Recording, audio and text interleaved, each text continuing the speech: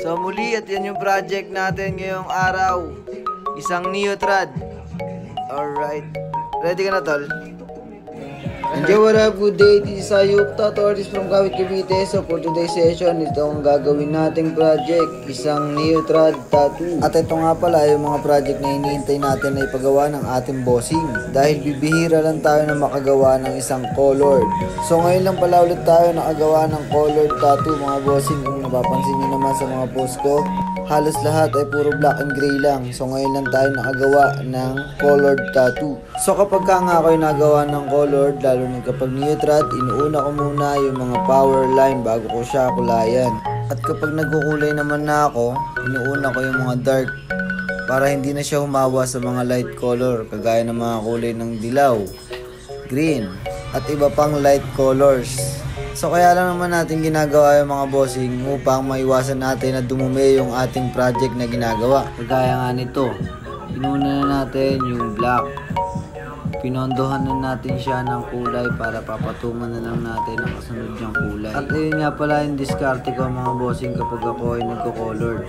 At sa pag-apply ko naman ng mga kulay ay tinitignan ko lang kung ano yung nakikita ko sa reference. At yun lang din yung ina-apply ko sa kanyang tattoo. Dahil hindi mo naman makukuha yung ganong consistent kulay, lalo na kung yung kulay ng ating tinatatuan is hindi gaano kaputian.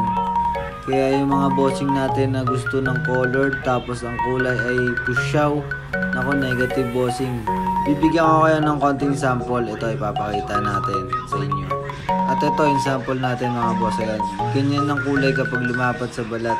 Kaya yung mga bossing at madam natin na gusto ng colored, tignan nyo muna yung chart kung mas maganda ba yung color sa inyo or mas pwedeng black and green nila yung pwede natin gawin.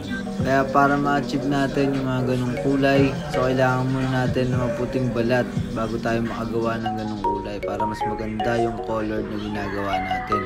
So ayan, dito nagkukulay na tayo niyan. Yun yung mga napondohan na natin ng dark, dinadaanan na natin para mas makita natin yung blending ng kulay ng kanyang tattoo.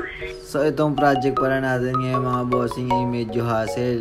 Di ko alam, naubusan pala ako ng mga colored inks. Pero dahil paraan tayo, gumawa tayo ng paraan, nag-mix na lang tayo ng mix ng kulay na i-apply natin.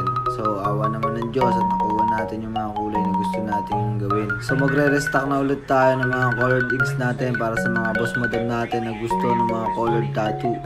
Kaya kung ikaw may design ka na colored tattoo, PM mo na ako, gawin na natin yan sa balat mo. Napakasarap pa na magpatattoo ng colored. Talaga may enjoy mo yung pagpapatattoo mo.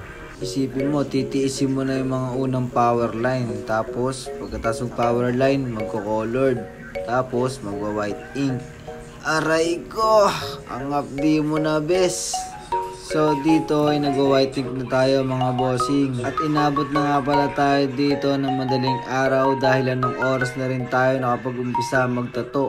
Parang around 9 to or 10 PM na yata tayo nakapagtato nito. So alanganing oras na rin, pero laban pa rin syempre. Dahil gusto mo ng tato, tiisin mo ang sakit na mararamdaman mo. Aray ko be! At dito hugasan na natin yung kanyang tattoo. Ayan. Wow!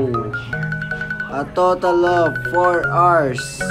Ayan yung final picture ng ating nagawa. So muli, ako nga pala si Ayuk, tattoo artist from Kawit, Cavite. For more tattoo inquiries, follow, like, comment, and share. Maraming salamat sa suporta nyo. Peace out!